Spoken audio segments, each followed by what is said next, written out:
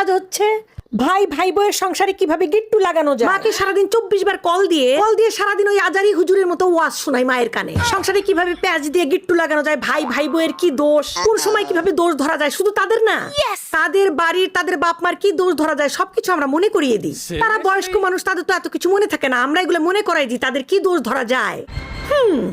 কেন আপনারা এগুলো করে বেড়ান কেন? আপনাদের নিজেদের সংসার স্বামী সন্তান নিয়ে থাকতে পারেন না? আরে না, এগুলো আমাদের মেইন কাজ, এগুলো না করলে পেটের ভাত হজম হয় না, হাগা মাথায় আটকে থাকে।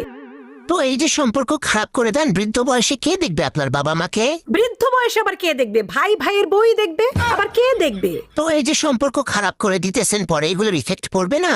না দেখলে তখনও দোষ, না দেখলে ওইটাও দোষ।